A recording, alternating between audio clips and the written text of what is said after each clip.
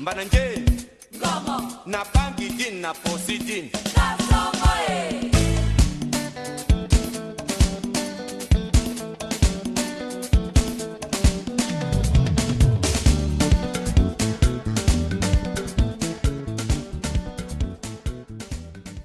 Certains estiment que le professeur Maurice Kamto, qui est juriste, il y a d'ailleurs eu des plaintes contre lui au tribunal militaire pour incitation à la révolte après cette déclaration. Que dites-vous à ceux qui pensent que cette déclaration n'est pas forcément la proclamation des résultats et qu'un candidat a le droit, sur la base des PV qu'il a reçus, de dire qu'il est le vainqueur de l'élection? Non, c'est qu'ils ont voulu extrapoler sur l'article 113 du Code électoral qui autorise au président d'une commission, n'est-ce pas, de proclamer les résultats de son bureau. Dans un bureau de vote? Oui, dans un bureau. C'est dans un bureau. Dans chaque bureau, il faut qu'on donne les résultats publiquement à ceux qui sont là. Maintenant, il a extrapolé, il est parti annoncer.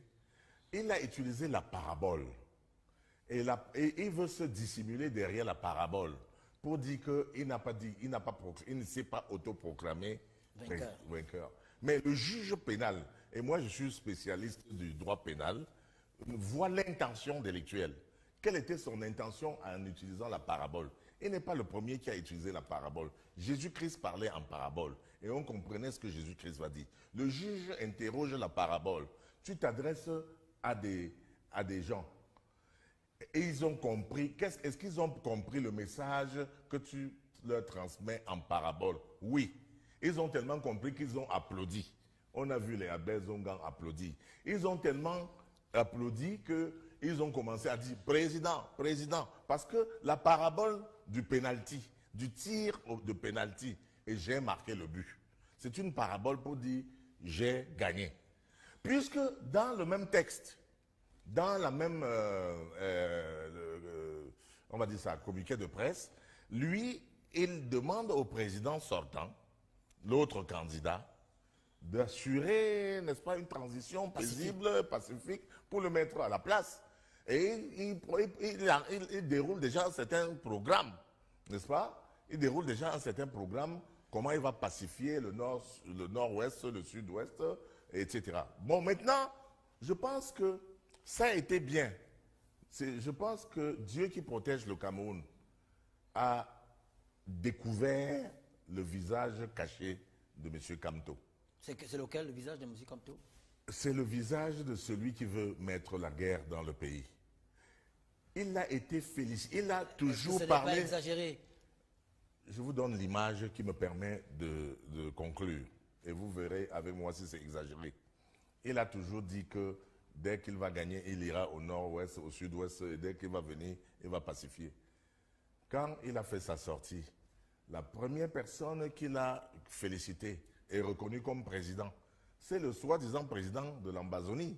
Ambazonie, c'est un État virtuel qui n'existe pas, mais qui cause d'énormes dégâts dans notre peuple, dans le nord-ouest et dans le sud-ouest. Ce sont ces sécessionnistes-là qui veulent créer un État dans le Cameroun qui s'appellerait Ambazonie. Voilà donc les amis de M. Kamto. Les amis de M. Kamto, qu'ils promettent qu'ils vont venir l'aider à s'installer au pouvoir à Yaoundé, en tuant les gens à Yaoundé. Voilà ses amis. Donc, quand ces amis-là le soutiennent, on voit bien qu'il est un ambazonien. D'autant plus que... On ne va pas le dire quand même. Bon, c'est exagéré de dire qu'il est ambazonien. Bon, enfin, qu'il est soutenu par les ambazoniens. Pourquoi je le dis? Puisque dans ces meetings, vous avez vu comme moi, que dans ces meetings, il y avait une chanson ambazonienne qui était reprise en chœur, qu'il entonnait, lui, M. Kamto entonnait la chanson ambazonienne avec M. Valsero. Ils étaient debout et Valsero était là comme ça, que chantez bien, je n'entends pas bien. Et il voulait bien écouter, il chantait bien. Et M. Kamto disait que quoi, il donnait le timing. Et on chantait, c'est la chanson ambazonienne. How many people this man go kill? C'est la chanson ambazonienne. Il chantait en anglais. C'est la chanson ambazonienne. Donc, l'acquaintance avec les ambazoniens, avec les rebelles ambazoniens, avec les sécessionnistes, n'est plus à démontrer. Elle est très claire. Donc, M. Kamto vient donc avec deux visages. Le visage de celui qui est soutenu par l'Ambazonie. Et donc, qu'il serait donc le candidat de ceux qui ont déclaré la guerre en Ambazonie. Puisque cette Ambazonie, soi-disant, c'est-à-dire dans le nord-ouest et le sud-ouest, la crise est soutenue par l'extérieur. Elle est financée par l'extérieur. Vous avez le discours de M. Kamto, Maurice, qui est avocat et qui sait quelle est la portée, n'est-ce pas, de ses propos. Il a donné une interview dans le journal français Libération en demandant à l'Union européenne ce qu'elle attend pour venir sauver le peuple camerounais. En tout cas, ce qu'elle attend pour venir s'impliquer, n'est-ce pas, dans le processus électoral au Cameroun.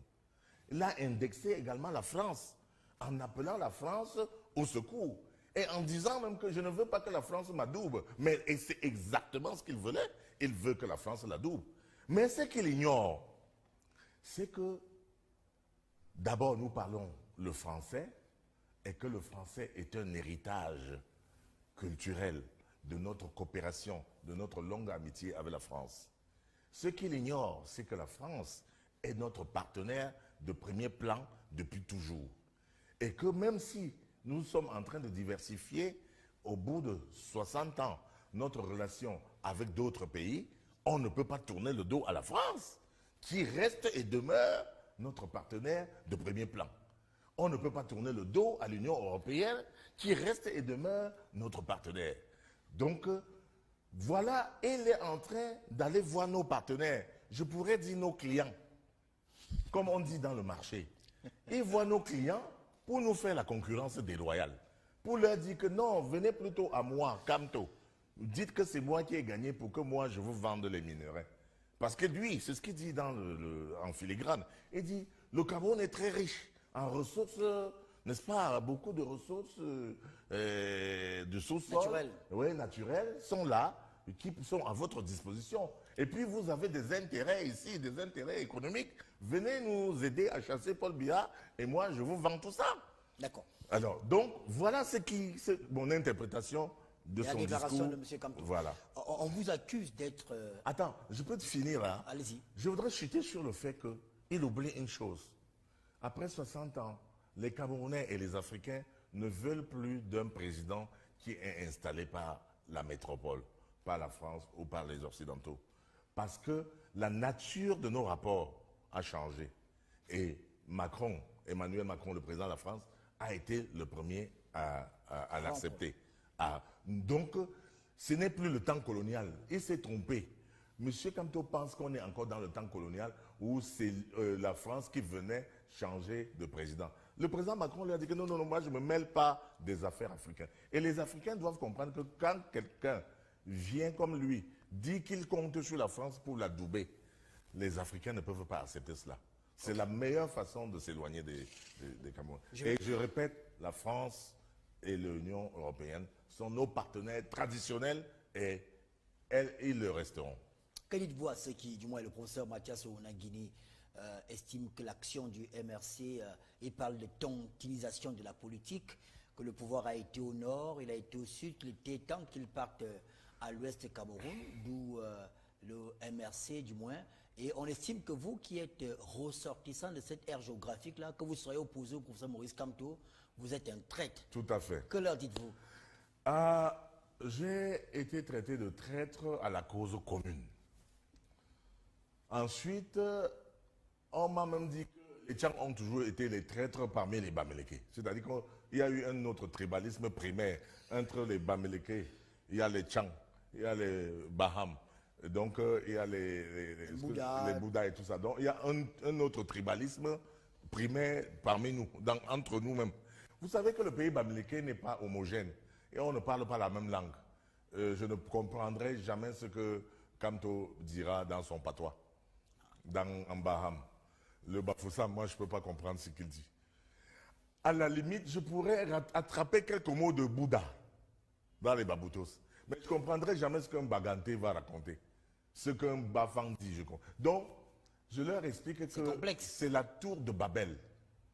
L'Ouest, c'est vraiment la tour de Babel. C'est là où Dieu a créé la tour de Babel, que vous ne vous entendrez pas. Et c'est pareil à Tchang. À Tchang, la main noire, c'est 6 arrondissements. Et chacun a sa langue. 6 arrondissements, chacun sa Oui, langue. oui, chacun a sa Est-ce qu'ils langue. se comprennent au moins? Oui, on se comprend avec les photos, les bafous, les fourriquets.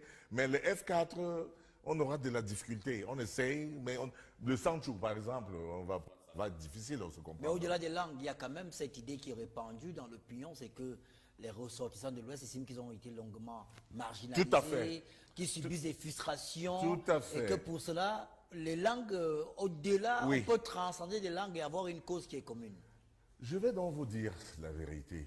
Moi aussi, j'ai été formé dans ce moule-là.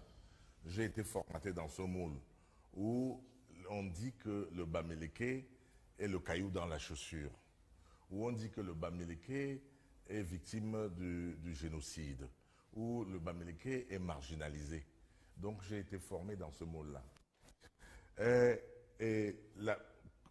Les tirs groupés dont j'ai été victime sont précisément... Même sur Internet, on a vu. Hein. Oui, oui, sur Internet, sont précisément parce que je n'ai pas supporté le frère, entre guillemets, M. Maurice Kamto.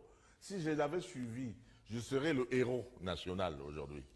Donc, comme je ne l'ai pas suivi, je suis le moumou, le bête, quoi. Enfin, ils m'ont donné tellement de noms que je ne peux plus retenir. Et ils ont insulté ma famille, ils m'ont voué aux gémonies. Mais je voudrais dire à mes frères une chose. D'abord, que c'est une fausse idée de croire que le Bamileke est la victime d'un système. Tout simplement parce que pendant que le Bamileke se plaint, moi j'ai été à Ebolova. J'ai commencé ma carrière là-bas.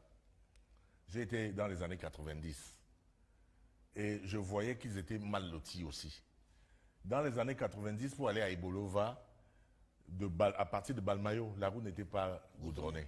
C'était la poussière. Pour aller à Tchang, à partir de Douala, il fallait passer par la plaine d'Embo. La route n'était pas goudronnée non plus. Les gens oublient les bienfaits. Mais je voulais leur dire que ils pensent qu'ils sont marginalisés, mais c'est parce qu'ils n'ont pas fait le voyage ailleurs. Ils ne sont pas allés dans le sud, à Kribi. Ils n'ont pas vu que Kribi ne pouvait pas être lié avec Ebolova. Ce n'était pas possible.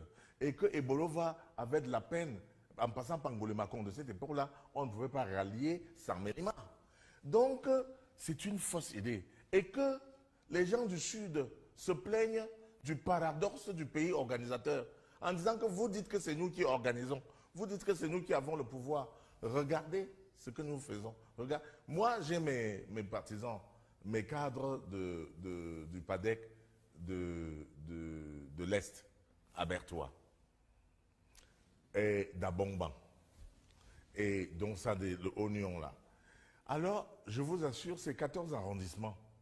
Il n'y a pas l'électricité, il n'y a pas la route. Je parle de la mairie de Mienzor, Christophe. Rien que la route pour aller là-bas. Goumentan. Goumentan. Il n'y a pas la route. Donc, est-ce qu'ils pourraient dire qu'ils sont du pays organisateur ou quelque chose comme ça parce qu'ils appartiennent au Sud? Donc, je voulais dire que pendant que vous vous plaignez, l'Est aussi se plaint. L'Est dit que moi, je donne le bois, je donne le diamant, je donne l'or. Et il n'y a même pas la route pour aller chez moi. Batouri peut se plaindre d'être une terre fertile que le bon Dieu a faite. Et il n'y a pas les routes là-bas. Le Nord se plaint et adresse des mémorandas chaque année pour dire « vous nous avez isolés ». Donc, quand on regarde ça, on voit que c'est tout le monde qui se plaint. C'est comme donc dans une famille, ou une famille polygame où il y a plusieurs lits, il y a plusieurs enfants.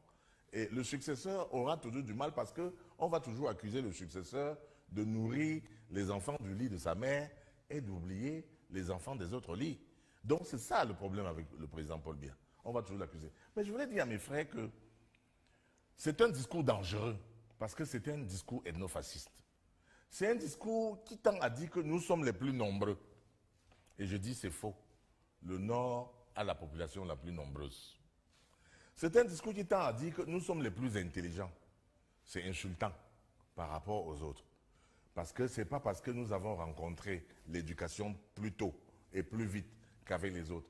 En 1960, nous avions encore dans quelques coins, n'est-ce pas, ce qu'on appelait l'école sous l'arbre. pour nos parents. Au nord, aujourd'hui, l'école sous l'arbre existe encore. Nous, on n'a plus d'école sous l'arbre parce que nous avons pu construire, n'est-ce pas cela? Donc, c'est un faux discours. C'est un faux discours qui tend à dire que vous êtes les beaux, vous êtes forts, vous êtes riches et que les autres sont fainéants. Et dans les réseaux sociaux, on entend ce discours qui dit que vous avez peur que Kamto prenne le pouvoir parce que pour une fois dans votre vie, vous allez travailler. Donc, ça, c'est des mauvais discours. C'est des discours ethnofascistes, c'est des discours tribalistes qu'il faut neutraliser. Donc, je voudrais expliquer que ceux qui pensent qu'ils sont plus riches là, et qui sont plus nombreux, c'est parce que l'Ouest, c'est géographiquement dans un vase. Géographiquement, la terre de l'Ouest, elle n'est pas très grande. Sur la carte de Cameroun, si vous pointez l'Ouest du doigt, vous le cachez. Vous le cachez. C'est tout petit. Si vous pointez l'Ouest du doigt, et vous ne le verrez plus. Vous le cachez du doigt. Donc, comme ils sont agglutinés dans un petit espace, l'agglomération dans un petit espace, leur font croire qu'ils sont plus nombreux. Parce que chez moi, comme nous sommes polygames, on aura beaucoup d'enfants, mais qui habitent dans des petits espaces. C'est à peine si quelqu'un peut avoir, on va dire quoi, 1000 mètres carrés pour sa maison. On a des 100 mètres carrés pour nos maisons. Moi, qui ai 1000 mètres carrés, je suis l'aîné de la famille, on me voit comme un gars trop riche. Vous êtes un prince, c'est normal. Voilà. Je voulais savoir, pour autant, quand on regarde il n'y a pas encore de proclamation des résultats officiels, mais quand on regarde le dépouillement public dans certaines régions, on a quand même l'impression qu'il y a eu le vote sociologique a prévalu. Tout à fait, c'est ça. Et c'est ce que j'ai dénoncé. Puisqu'ils sont partis sur la base qu'ils sont nombreux et qu'ils peuvent décider d'une élection. S'ils choisissent un candidat, ce candidat va gagner. C'est ça que Mathias dénonce. C'est-à-dire que la tontinarisation, que c'est leur tour aujourd'hui. Vaille que vaille, coûte que coûte, ils vont gagner, y compris par la force. Et moi, mon discours était de leur dire que vous vous trompez. Quand je regarde les livres, vous n'êtes pas les plus nombreux. Les plus nombreux sont au nord. Quand je regarde le livre, vous représentez 15%, 15,3% de la population. Donc avec 15,3% de la population, vous ne pouvez pas gagner à vous seul une élection. Supposons même que vous gagnez une élection, puisque vous êtes plus fort, plus riche, plus beau. Les autres vont faire comment? Puisque vous critiquez l'équilibre régional, vous dites que vous avez 14, on vous abandonne pour prendre quelqu'un qui a 10. C'est vrai, c'est une question de justice. Mais supposons que vous gagnez et vous instaurez ce que vous avez appelé la méritocratie. Que Kamto, votre champion, installe la méritocratie. Vous aurez tous les juges qui sont Bamileke, tous les procureurs Bamileke, tous les préfets Bamileke, tous les gouverneurs, tous les commerçants Bamileke. Enfin, vous aurez tout le monde Bamileke et les autres vont devenir des esclaves. Est-ce que vous ne pensez pas que les autres là, que vous allez abandonner, vont se mettre ensemble pour constituer un groupe pour vous combattre? D'accord. Est-ce qu'on peut humainement accepter ça dans un Cameroun? Depuis la déclaration de victoire ou de la revendication de la victoire de Maurice Kamto, on vit une sorte de, je dirais pas, guéguerre entre certaines ethnies. Il y a un peu d'électricité en l'air entre Tout à fait. notamment les ressortissants de l'Ouest, du centre et tout cela. Tout à fait. Est-ce que vous également vous subissez cela? Oui, bien sûr. Chaque jour. Je le subis. Je le subis d'autant plus violemment que je suis Bamileke. Et on m'appelle traître puisque j'aurais rejoint l'autre tribu. Ah bah oui, bien sûr, c'est ça. Mais dans les faits, au quotidien au Cameroun, est-ce qu'on peut dire qu'il y a un réel problème entre Bamileke et non, Miti? pas du tout. Ça, c'est vraiment une exagération. Et je pense qu'on a instrumentalisé ça au cours de cette élection. Quand je lis ça dans les réseaux sociaux, franchement, je dis qu'il faut extirper, n'est-ce pas, le virus. Il faut qu'on en parle et qu'on extirpe. Parce que les Bamileke se fondent sur quoi? Sur les propos de Lambert Ton, un colonel français qui a dit que le Cameroun accède à l'indépendance avec un caillou dans la chaussure. Les Bamileke ont mal lu. Ils ont mal compris. Ils ont interprété ça d'une manière victimaire, comme s'ils étaient les victimes.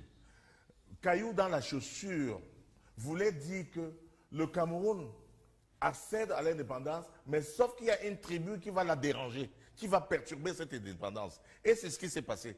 Les Bamileke étaient nombreux dans le maquis. Plus nombreux et les Bassa. Voilà les deux tribus qui ont perturbé le système mis en place par la colonisation. Le caillou dans la chaussure, c'était le Bamileke. Ça ne voulait pas dire que le Bamileke est la tribu, n'est-ce pas, victime, mais ça voulait dire que les Bamileke est la tribu qui empêche le Cameroun de s'élever. C'est le Bamileke qui a donc mal compris les propos de Lamberton. Et on a continué. Et on a fait une assise idéologique en interprétant mal une thèse de doctorat produite par le professeur Jean-Louis Dormont sur le dynamisme Bamileke. Les gens y ont vu une matière à gonfler, une matière à fierté, une matière à dire qu'ils sont supérieurs. C'est sur ces éléments idéologiques que se construit, n'est-ce pas, le Bami Pawa, l'idée de supériorité par rapport aux autres. Et c'est faux parce qu'ils disent, ils ont mal lu la thèse de Jean-Louis Dormont. Et comme ils ont mal interprété les propos du colonel Lamberton. En réalité, c'était un avertissement plutôt pour leur dire, rangez-vous. Parce que d'où vient-il qu'aujourd'hui, que nous sommes en train de vouloir cimenter l'indépendance du Cameroun sur les traces de Oumniobé, sur les traces de nos pères fondateurs. C'est-à-dire qu'avoir un pays qui n'est plus infiodé à l'étranger, d'où vient-il que la levée de bouclier vient encore des Bamileke, cailloux dans la chaussure, d'un pays qui veut aller à l'émergence, d'un pays qui a bâti, mis les fondations de son émergence et de son décollage. Est-ce qu'ils sont en train de jouer contre le Cameroun ou ils sont en train de jouer contre eux-mêmes? Moi, je pense qu'ils sont en train de jouer contre le Cameroun en pensant qu'ils vont nuire à Paul Biya. C'est parce qu'ils n'ont pas compris que Paul Biya est précisément le garant de cette indépendance, de cette souveraineté derrière laquelle ils ont couru pendant longtemps. Parlant de Paul Biya, est-ce qu'on peut dire que le Bamileke a été bien encadré, bien servi depuis que le président Biya est au pouvoir? Si je dis ça, ma femme va me tuer. Et pourquoi vous tuerez? Je dis ma femme tanzanienne. Elle a le regard de l'étrangère. Elle voit comment, chez nous, dans le pays Bamileke, les routes sont goudronnées partout. Et moi, quand je l'amène donc à Yabassi, la question qu'elle me pose, c'est « Mais pourquoi tes frères se plaignent tout le temps? Mais regarde ici, là, ceux-ci, ils n'ont même pas la route pour y arriver. » Ils n'avaient plus, nous on était là avec notre 4x4, on badinait, enfin on traversait pour arriver à Yabassi. Elle ne comprenait pas. Donc quand je l'ai promenée un peu dans le pays, elle découvre que le Bamileke, parce que quand quelqu'un vient avec un regard étranger, il voit mieux ce que vous ne voyez pas. Les Bamileke sont ceux qui sont assis au pied d'un arbre fruitier et qui ne lèvent pas la tête au-dessus d'eux pour voir les fruits. Ils veulent voir les fruits chez le voisin. Ils ne voient pas que chez eux, c'est bien. Chez eux, c'est presque un paradis. Et ils se plaignent. Et ce discours est mauvais. Parce que ce discours tend à discréditer les actions gouvernementales. Ce discours tend à décourager les enfants Bamileke. À leur dire que vous devez sortir du pays pour aller vous chercher. Ce discours fait que ce sont nos enfants Bamileke qui meurent dans la traversée de la Méditerranée. C'est un discours dangereux. Parce que de tous nos enfants qui meurent là-bas, je leur ai demandé, est-ce que quelqu'un d'entre vous est allé à Batouri, à Betare Oya, où on nous apprend qu'il y a de l'or? Est-ce que vous avez tenté? Est-ce que vous êtes allé à Mobitan pour voir où on parle de diamants? Comment vous pouvez, et je leur ai raconté cette histoire de Bamileke parti au loin aux Amériques, chercher de l'or. et qui a abandonné sa famille, son village, est parti chercher de l'or. Il est parti au loin, arrivé là-bas, il n'a pas trouvé de l'or. Le temps a passé, il a vieilli et il n'a pas retrouvé de l'or. Et ils sont nombreux aux États-Unis comme ça. Ils sont nombreux en France, je les vois quand je passe. Ils sont nombreux en Grande-Bretagne qui n'ont même pas seulement l'argent pour rentrer ou qui ont honte de vouloir rentrer. Ils ont honte. Et alors le Bamileke là, il a honte de rentrer parce qu'il n'a pas servi son peuple. Il était parti en bas âge, il n'était jamais revenu. Finalement, il prend son courage à deux mains et rentre au pays. Bon, naturellement, dans le pays, les gens sourient, on se moque de lui un peu. Qu'il est parti, il est venu en babouche, il n'a rien. Donc, il se dit que si je meurs, les gens-ci ne vont même pas m'enterrer, ils vont abandonner mon cadavre au corbeau. Et ils n'auraient pas tort puisque je n'ai pas aidé dans ce village. Il va donc derrière sa maison, sa case. Il prend une pioche, il commence à creuser sa tombe. Pour que s'il meurt, on le pousse simplement dedans, on couvre. Au troisième coup de pioche, il entend cling, il creuse, il gratte, il trouve la plus grosse pépite d'or qu'on n'avait jamais vue. L'or dormait derrière sa case et il était parti en Amérique chercher l'or. Donc beaucoup sont partis mourir en Méditerranée alors que l'or c'est ici. Je leur dis que moi, Bamileke comme vous, mon père est un planteur, un tailleur. Vous savez, un tailleur, ça dit, il coupe les habits là, il coupe. Un tailleur. Mon père, ma mère ne sait même pas écrire son nom. Elle est ici, elle est vieille là. C'est une ménagère. D'accord? Si moi, j'ai pu réussir à devenir un avocat international, j'ai fait le tour du monde, j'ai voyagé partout en Afrique, j'ai voyagé en Europe. Il n'y a que l'Asie où je n'ai pas été. Mais si je vous dis que le paradis c'est chez nous, puis que chaque fois que je pars, je vois qu'il y a des choses qui me manquent ici. C'est chez nous. Quand je leur dis c'est ici, améliorez votre habitat et vous serez à l'aise. C'est le paradis ici. Parce que quand moi je vais aux États-Unis, quand je vais en Angleterre, enfin au Royaume-Uni, et je trouve mes amis là, ils habitent dans des petites maisons comme ça, dans des petits studios. Quand tu viens, on enlève les enfants pour qu'ils partent dormir là-bas pour que tu puisses occuper la chambre. Si un ami t'invite. Moi, j'ai une maison à Bafou chez moi, j'ai une autre villa à Douala où j'ai de plusieurs appartements. Parce que quand tu as plusieurs femmes comme moi et plusieurs enfants, il faut avoir de l'espace. Ce n'est pas en France que moi j'habiterai. Je veux dire, l'espace où j'habite, c'est d'une richesse incommensurable. Là-bas, ils louent au mètre carré. Alors que ici, je peux m'établir sur des hectares. C'est pas possible. C'est ici le paradis. Et moi, je leur dis, et ils ne me croient pas. Elimbi, Mbananje, Gomo, Napangi din, Naposidin, Nasomoe.